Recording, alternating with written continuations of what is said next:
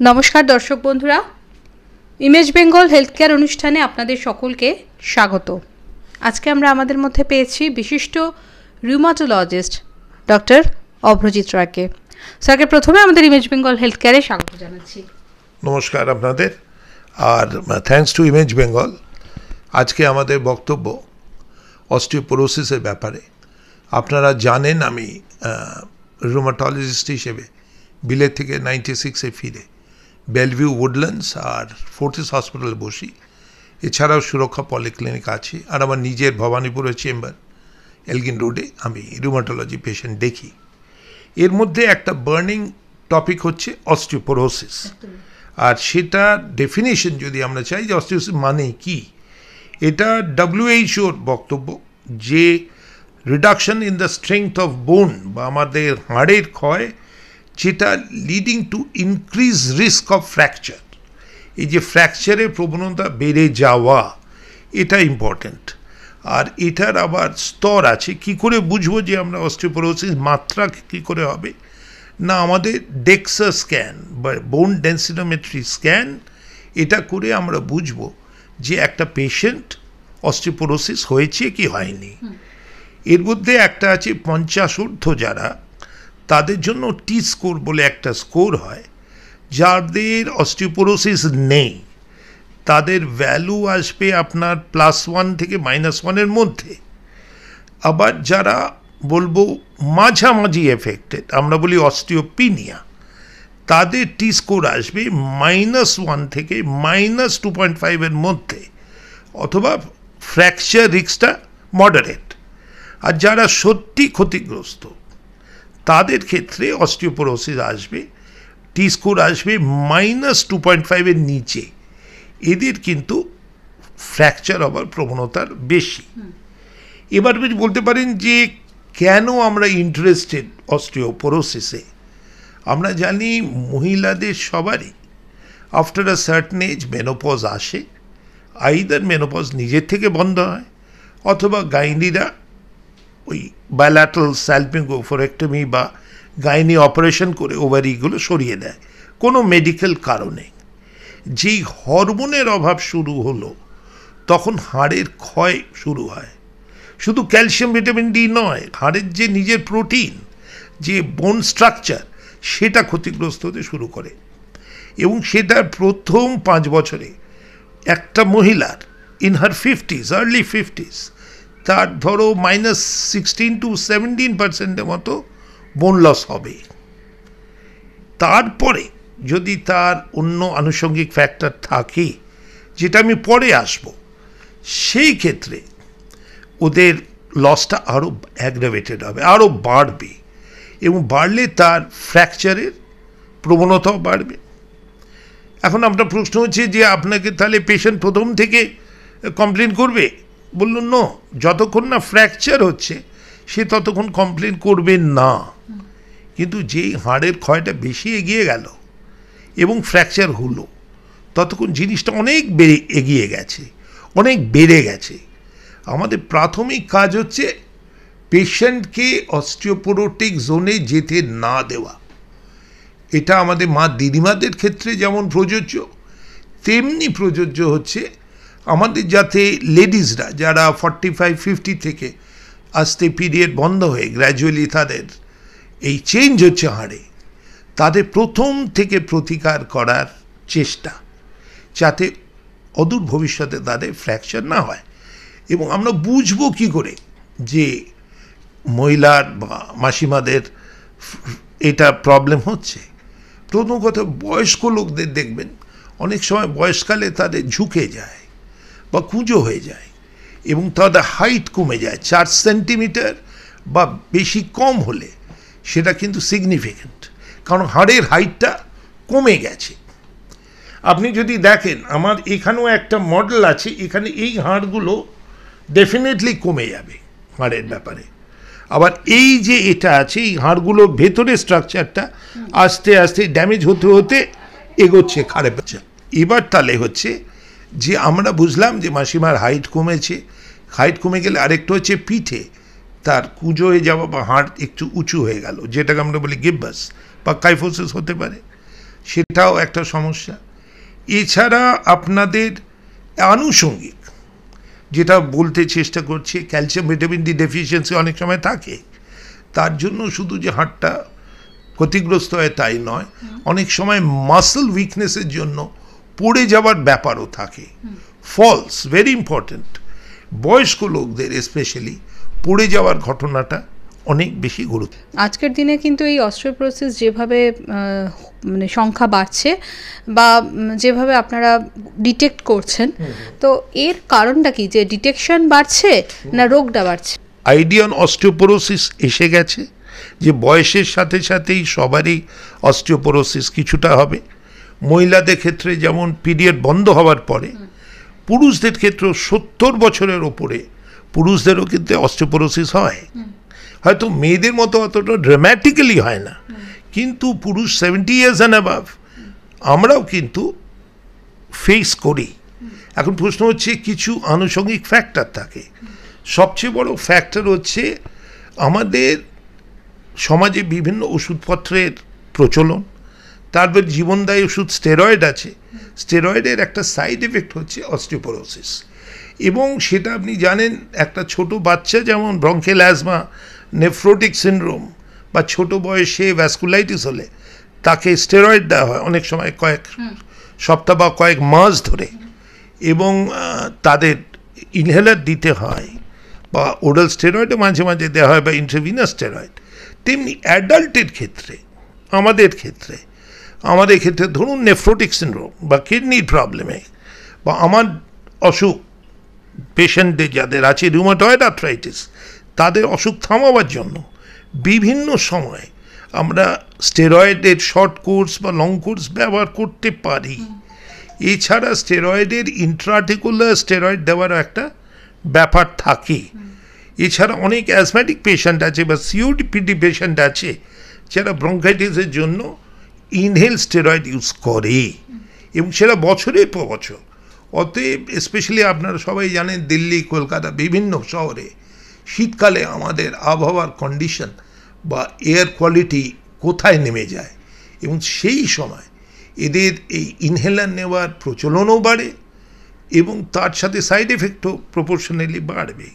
So স্টেরয়েডটা প্রচুর ব্যবহৃত হয়। এছাড়া ধরুন আরও কিছু অসুখ আছে, যেমন ইনফ্লেমেটরি বাউল ডিজিজ বা কালসারেটিভ কোলাইটিস, যেখানে শর্ট কোর্স অফ স্টেরয়েড অনেক সময় ইউজ করা হয় বা রেক্টাল স্টেরয়েড দেওয়া হয় বিভিন্ন রকমের। তাদের ক্ষেত্রে আমাদের খেয়াল রাখতে হবে। এছাড়া এটা মনে রাখবেন, হরমোনের থেরাপি, আপনি একটা থাইরয়েড পেশেন্টকে বেশি হরমোন দিচ্ছেন, তারও অস্টিওপোরোসিস হবে। মানে আয়াট্রোজেনিক থাইরোটক্সিক পেশেন্ট, যাকে যতটা প্রয়োজন তার থেকে আপনি অতিরিক্ত থাইরয়েড দিলে তারও অস্টিওপোরোসিস বাড়বে। আবার ধরুন শুধু স্টেরয়েড মুখ দিয়ে খেলে না, কারো ক্ষেত্রে ইয়াং পেশেন্টদের কারো নিজের থেকেই স্টেরয়েড বেশি তৈরি হয়। আমরা বলি কুশিংস ডিজিজ বা কুশিং সিনড্রোম, নিজস্ব যাদের আছে, ধরো অ্যাড্রিনাল টিউমার আছে বা ওই কারণে বেশি তৈরি হচ্ছে, তাদেরও কিন্তু অস্টিওপোরোসিস হবে।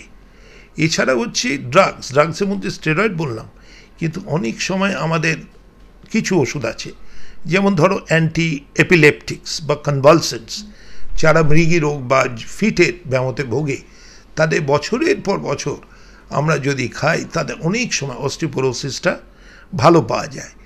এছাড়া আমরা জানি ক্যান্সার রোগ, আজকাল একটা বিরাট বড় সমাজের মধ্যে ক্যান্সার রোগ ছড়িয়েছে। যাদের ধরুন প্রস্টেট ক্যান্সার আছে, তাদের অনেক সময় অ্যান্ড্রোজেন সাপ্রেশন বা টেস্টোস্টেরন সাপ্রেশন করা হয় as a part of treatment. আবার যার ব্রেস্ট ক্যান্সার আছে সেই মহিলার, তাকেও ইস্ট্রোজেন সাপ্রেস করা হবে as a part of treatment. এই যে হরমোন সাপ্রেশন করা হবে, তার থেকেও অস্টিওপোরোসিস হতে পারে। সো এই সমাজের তালে বিভিন্ন রন্ধ্রে, বিভিন্ন ছত্রে আমরা দেখছি অস্টিওপোরোসিসের প্রভাবটা। যতক্ষণ না একজন মানুষ পড়ে যাচ্ছেন বা তার ফ্র্যাকচার হচ্ছেন, ততক্ষণ তিনি বুঝতেই পারছেন না যে তার এই অসুখ থাকতে পারে। তাহলে তিনি সতর্ক হবেন কিভাবে? রাইট, আমরা এটা ডাক্তার হিসেবে জানি, যাদের আমরা জানি অসুখের জন্য তারা অনেক দিন স্টেরয়েড নিচ্ছে, মানে 7.5 milligram of prednisolone per day অথবা তার ইকুইভ্যালেন্ট অথবা তার বেশি যদি 3 মাসের বেশি ব্যবহৃত হয়, আমরা জানি এই পেশেন্টের স্টেরয়েড ইনডিউসড অস্টিওপোরোসিস হবে বা হতে পারে।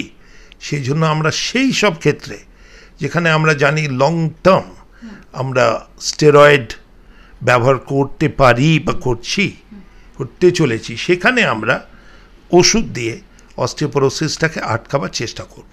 একদম স্যার, রোগ নির্ণয়ের ক্ষেত্রে আপনি ডেক্সা স্ক্যানের কথা বলেছেন, এছাড়া আর কোনো পদ্ধতি রয়েছে যার মাধ্যমে প্রতি বছর একজন মহিলা স্ক্রিনিং করে বুঝতে পারবেন যে তার অস্টিওপোরোসিসের অ্যাডভান্স স্টেজটা কত দূর হচ্ছে?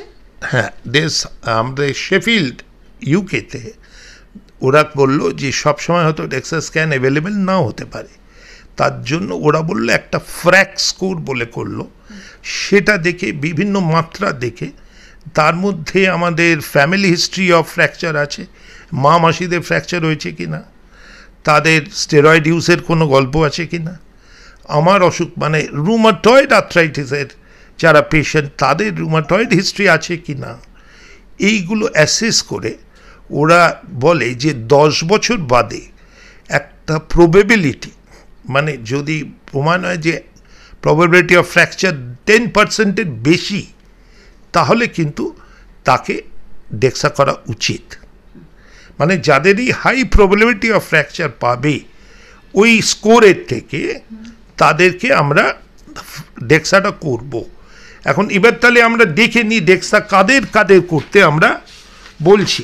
1 নম্বর হচ্ছে আমরা কয়েকটা নির্দিষ্ট লাইন, একটা হচ্ছে 50 বছরের উপরে যাদের একটা অল্প আঘাতে ফ্র্যাকচার হয়েছে, সেটা আপনি এক্সপ্লেন করতে পারছেন না, কিন্তু তাদের বোন ডেন্সিটি দেখতে হবে।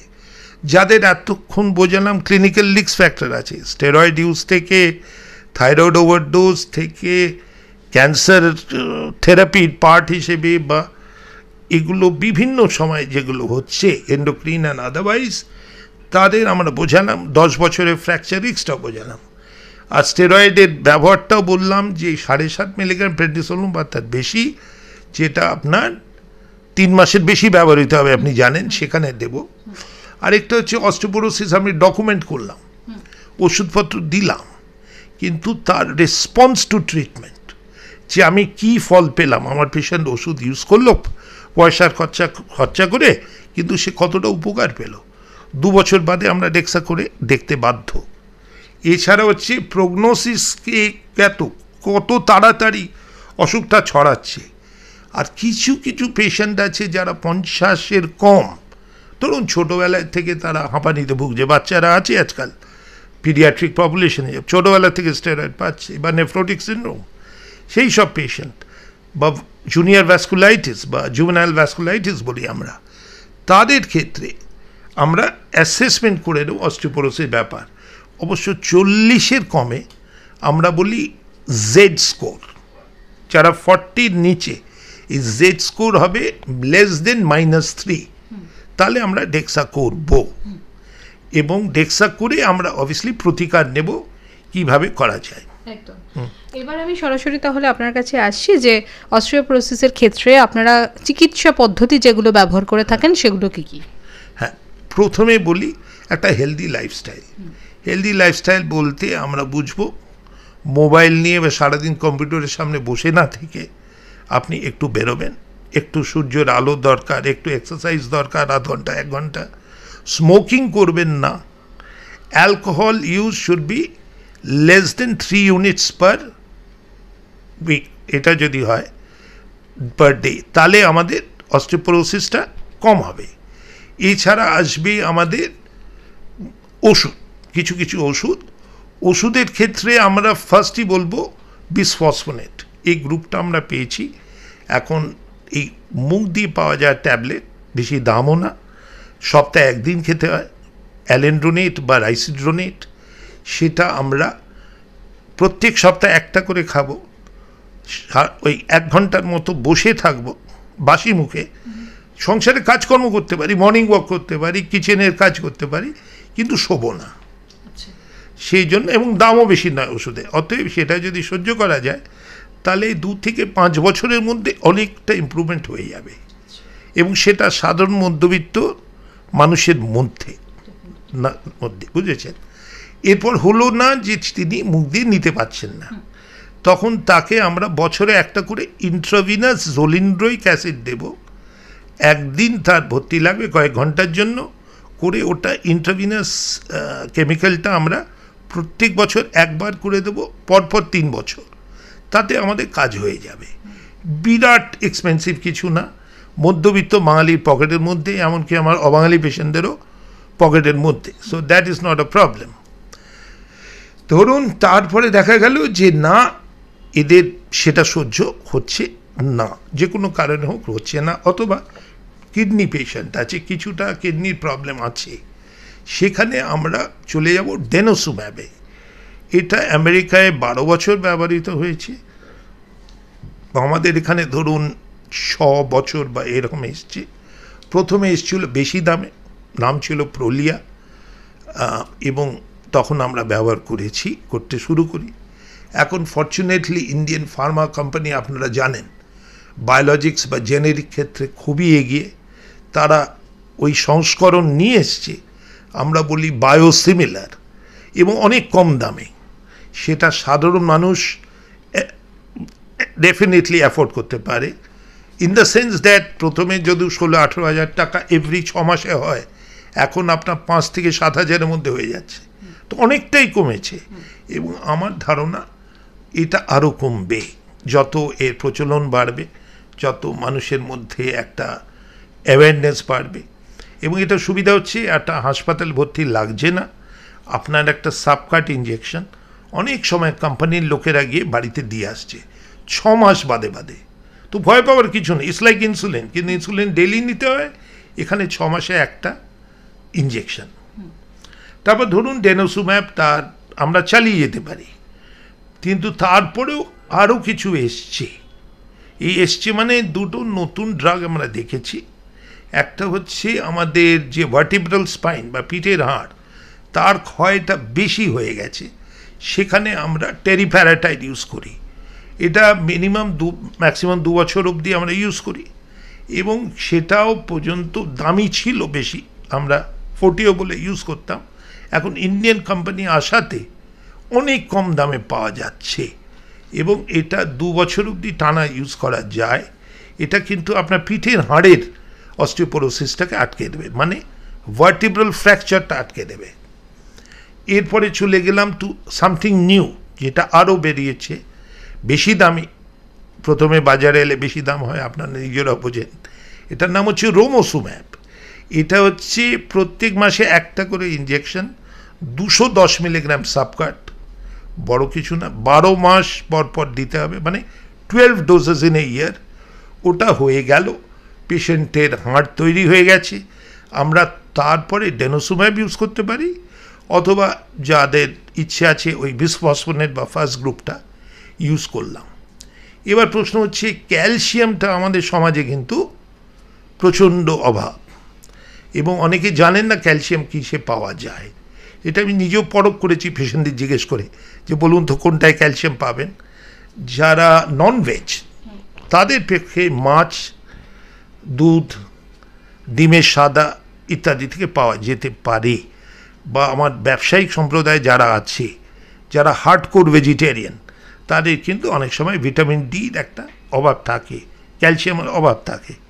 তাদের ক্ষেত্রে ডেফিনেটলি আমরা বলবো যে আপনারা দুধ, ডেয়ারি, পনির, এই সব থেকে আপনি ক্যালসিয়ামটা নিন। কিছু কিছু ফল আছে, যেমন খেজুর বা পেয়ারা, এতেও কিছুটা ক্যালসিয়াম পাওয়া যায়। এবং সবচেয়ে সস্তা হচ্ছে সানলাইট, সূর্যের রোদ, আলট্রাভায়োলেট বি লাইট। এটা যদি আপনি 10টার থেকে 2টোর মধ্যে 20 মিনিট নিতে পারেন ডাইরেক্টলি পিঠে নিয়ে বাড়িতে বসে, তাহলে তো আপনার খরচা নেই।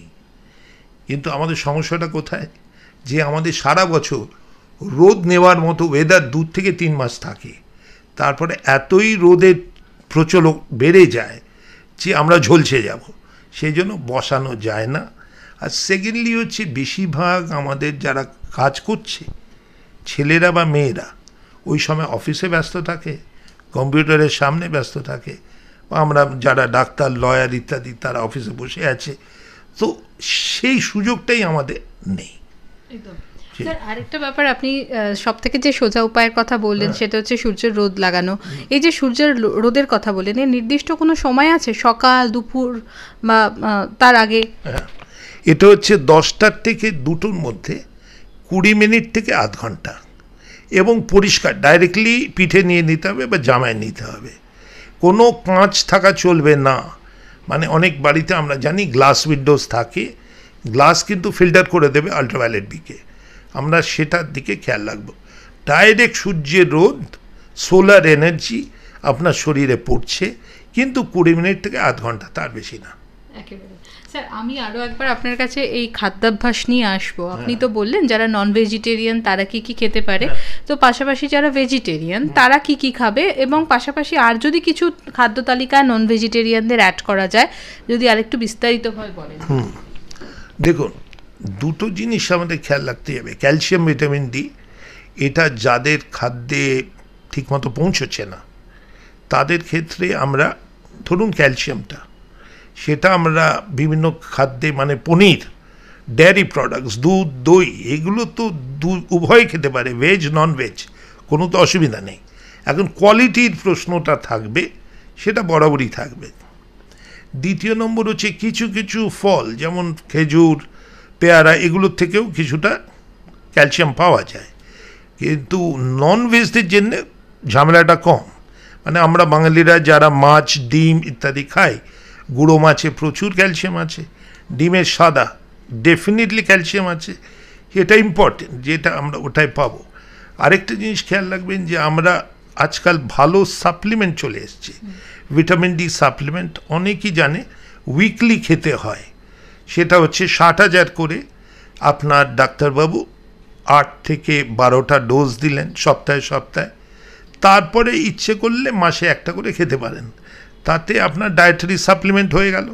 আর ক্যালসিয়াম আপনি জিজ্ঞেস করুন, প্রত্যেক দিন আমার কাছে কোম্পানিরা আসে, অন্তত 40টা ভালো ব্র্যান্ড ঘুরে বেড়াচ্ছে। শুধু দুটো জিনিস মনে রাখার কথা, ক্যালসিয়াম সাইট্রেট ম্যালিয়েট যদি হয়, যেমন সিসিএম, সেটা খাওয়ার আগে খাবেন। আর যদি ক্যালসিয়াম কার্বোনেট হয়, যেটা বেশি কমন, সস্তাও বেশি, সেটা খাওয়ার পরে খাবেন। কারণ খাওয়ার পরে কেন, অ্যাসিডটা লাগে ক্যালসিয়াম কার্বোনেটটাকে অ্যাবজর্পশন করার জন্য। কিন্তু ধরুন কারো পেটের লাইনিংয়ে গণ্ডগোল আছে, ম্যাল অ্যাবজর্পশন আছে, সে অ্যাবজর্ব করতে পারে না, তাদের ক্ষেত্রে আমরা ওই ইনজেকশন ভিটামিন ডি দিয়ে ওটাকে বাইপাস করতে পারি। মানে আপনারা জানেন খুব কম ইউজ করা হয়, কিন্তু ইউজ করি আমরা। 60 লক্ষ ইনজেকশন অ্যারাচিটল বা ইনজেক্টেবল ভিটামিন ডি, হয়তো একটা ডোজ কি মাসে একটা বা দুটো, তার বেশি না, বিকজ প্রচুর পাওয়ার ইন্ট্রামাস্কুলারলি ডাইরেক্টলি দিয়ে যায় কোমরে, তাতে ভিটামিন ডি চচ্চর করে বেড়ে ওঠে। যাকেই দেবেন ওটা বেড়ে যাবে। ফলে দুটো জিনিস হবে, আপনার বোন স্ট্রাকচারটা বেটার হবে, মাসল উইকনেসটা, যেটা ভিটামিন ডি ডেফিসিয়েন্সি প্রচণ্ড হয়, তারা দাঁড়াতে পারেন না বেশিক্ষণ, এই সব জিনিস কমে যাবে। এবং আপনাকে খেয়াল রাখতে হবে যে ভিটামিন ডি ইমিউন সিস্টেমটাকে বাড়ায়, অতএব আপনার ইনফেকশন বা অন্যভাবে ক্ষতিগ্রস্ত হওয়ার চান্সটা কমে যাবে।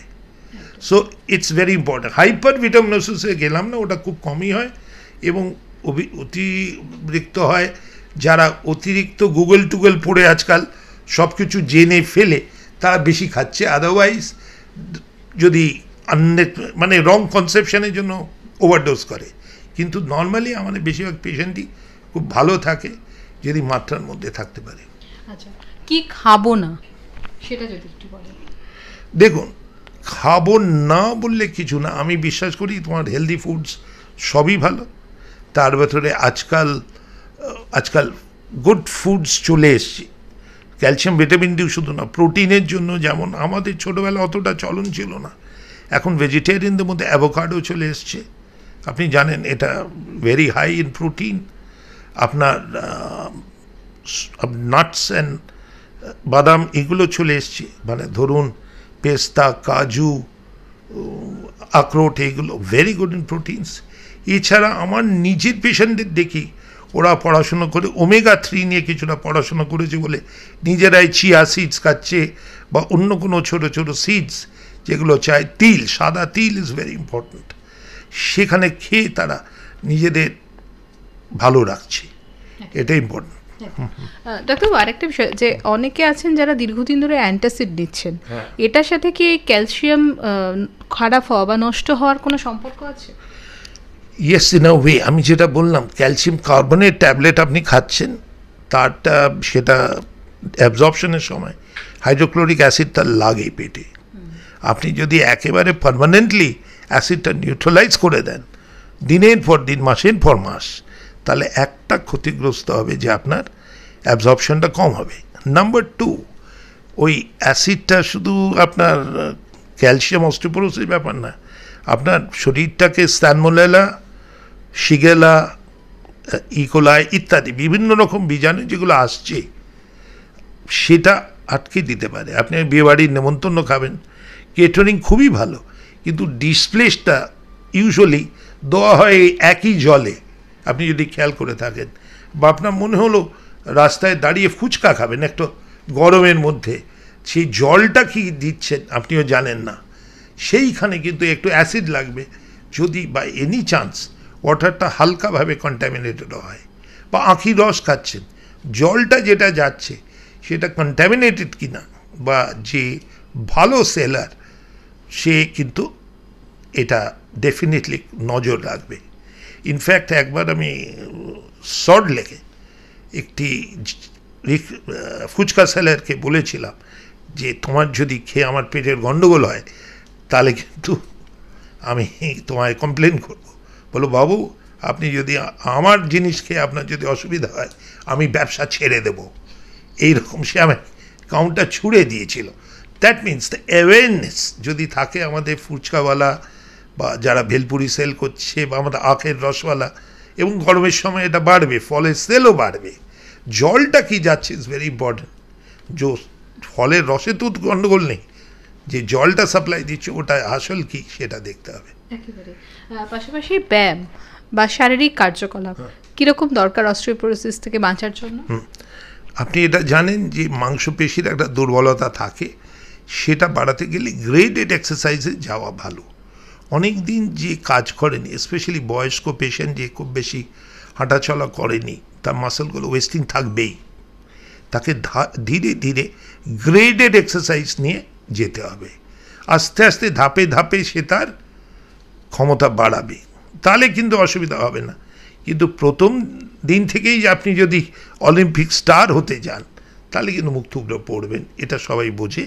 সেই জন্য বুঝে শুনে আপনার শরীর, বাঁধন, বয়স, অভ্যেস সব বুঝে আপনি ধাপে ধাপে নিজের এটা বাড়াবেন।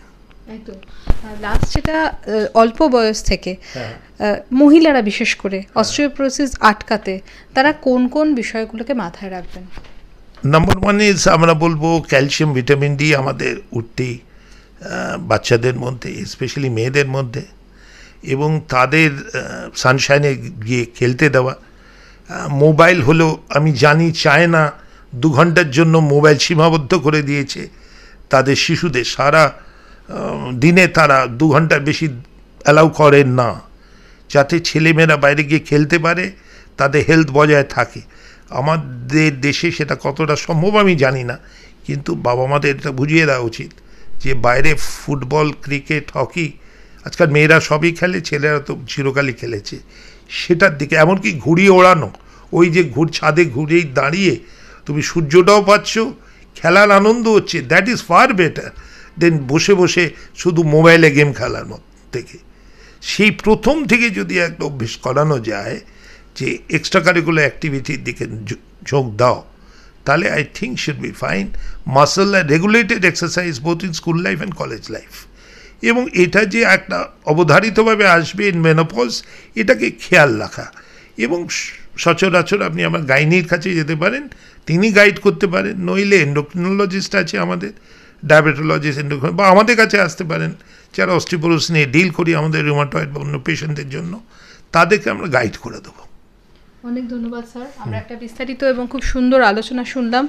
তো আশা করি দর্শক বন্ধুরা আজকের পর থেকে আপনারা ভীষণভাবে সতর্ক থাকবেন এবং তার পাশাপাশি স্যার যেগুলো বললেন সেগুলো অবশ্যই মেনে চলবেন।